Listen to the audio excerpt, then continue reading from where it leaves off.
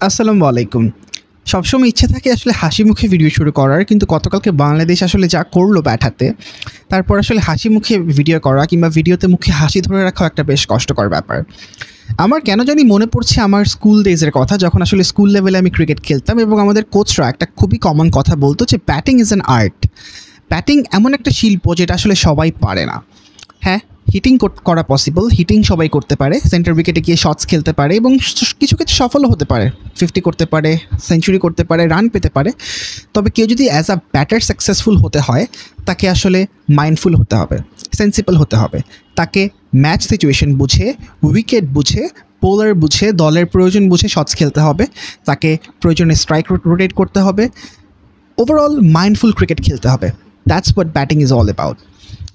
আমার এই গল্পগুলো মনে পড়ছিল কালকে বাংলাদেশের ব্যাটিং দেখে। বাংলাদেশ, স্পেশালি বাংলাদেশের ব্যাটিং ইউনিট গতকালকে যা করলো, তাতে আসলে তাদের কোনো গেম প্ল্যান আছে কি না, তাদের অ্যাপ্রোচটা কী, সেটা বোঝাই আসলে ডিফিকাল্ট হয়ে গিয়েছিল। Game plan is a very common word in cricket.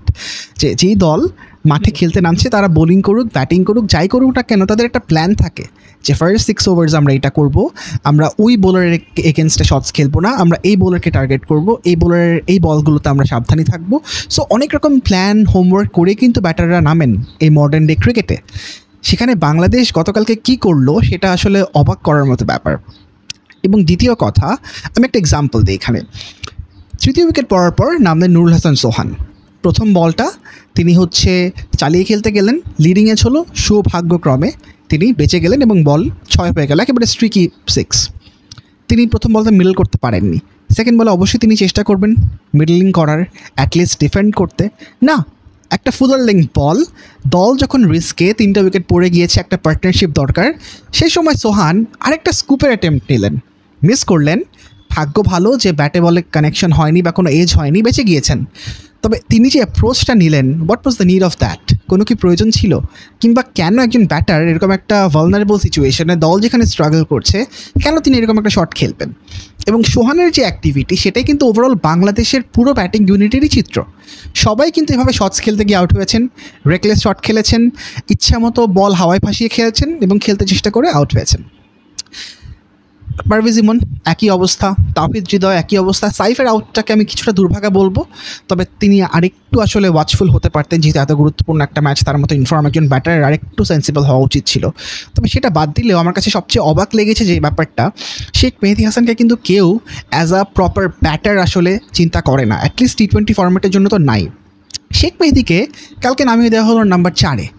Number 4, যেটাকে আসলে যে কোনো ফরম্যাটে, যে কোনো ব্যাটিং লাইন আপের সবচেয়ে গুরুত্বপূর্ণ পজিশন হিসেবে ধরা হয়, সেখানে তাকে নামিয়ে দেওয়া হলো নাম্বার 4-এ।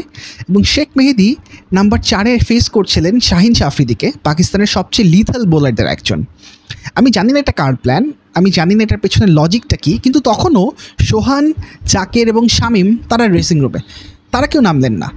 মানে ব্যাপারটা হতে পারে এরকম যে তাকে নাইট ওয়াচম্যান হিসেবে নামানো হয়েছে, যে তুমি ভাই কোনো রকমে আসলে শেখ মেহেদী বলছি, শাহিন আফ্রিদির ওভারগুলো পার করো, তারপরে বাকিটা আমরা দেখে নেব। তাছাড়া তো আসলে কোনো কারণ থাকতে পারে না দলের এরকম একটা প্রেশার সিচুয়েশনে, যখন 2টো উইকেট পড়ে গিয়েছে, তখন আপনি শেখ মেহেদীকে পাঠিয়ে দিবেন সাইফের সাথে ব্যাট করতে। ওভারঅল এই ঘটনাগুলোই প্রমাণ করে যে কতটা আসলে ছন্ন ছাড়া ছিল বাংলাদেশের ব্যাটিং। জাকের আলী কিছুই করতে পারেননি ক্যাপ্টেন হয়ে। নুরুল হাসান সোহান, তাকে ফ্যানরা এত করে দলে চাচ্ছিলেন, কিন্তু তার অ্যাপ্রোচ, তার পারফরমেন্স একেবারেই আসলে স্যাটিসফ্যাক্টরি না। শামীম কিছু ক্ষেত্রে চেষ্টা করেছেন, তবে আরেকটু সেন্সিবল ক্রিকেট খেলা, সোহানের সাথে পরামর্শ করে, সোহান যেহেতু এতদিন পরে দলে ঢুকেছেন, তার সাথে কথা বলে আসলে কীভাবে পার্টনারশিপটা বিল্ড করা যায়, সে ব্যাপারে আসলে শামীমের আরও প্রোঅ্যাক্টিভ হওয়া উচিত ছিল। আমি যদি 10ম ওভারের কথা বলি, 10 ওভার শেষে বাংলাদেশের রান ছিল 68 রানে 4 উইকেট, এবং বাংলাদেশ সহজেই সেই সময় ম্যাচটা বের করতে পারতো যদি শামীম এবং সোহানের একটা বড় পার্টনারশিপ হতো। সেদিকে কিন্তু বাংলাদেশের জাকের আলী অনেক ছিলেন, রিশাদ ব্যাট করতে পারেন, তানজিম হাসান সাকিব, তারও কিন্তু 50 রয়েছে T20 ক্রিকেটে। সো তারাও কিন্তু কিছুটা, প্রপার ব্যাটার বলছি না, কিন্তু কিছুটা ব্যাট করতে পারেন। কিন্তু ওভারঅল বাংলাদেশের যা পারফরমেন্স, যেভাবে আসলে ব্যাটার অ্যাপ্রোচ করেছেন, এই ম্যাচ আসলে বাংলাদেশ জেতা ডিজার্ভ করে না, এবং বাংলাদেশ এশিয়া কাপের ফাইনালও অ্যাটলিস্ট এরকম পারফরমেন্স নিয়ে ডিজার্ভ করে না। সো বাংলাদেশ ফাইনালে যেতে পারেনি, একদিক দিয়ে জাস্টিফাইড, বিকজ এই পারফরমেন্স দিয়ে আসলে ফাইনালে খেলার কোনো মানেই হয় না, এবং সেটা আসলে ইনজাস্টিস হতো। পাকিস্তানও যে খুব ডিজার্ভ করে, পাকিস্তান যে খুব ভালো অবস্থায় রয়েছে সেটাও না, পাকিস্তানেরও ব্যাটিংও ভালনারেবল, পাকিস্তানও আসলে খারাপ অবস্থায় রয়েছে। তবে কালকের দিন আসলে তারাই বেটার টিম ছিল। তারা সেই বেটারমেন্ট দেখিয়ে আসলে ফাইনালে গিয়েছে।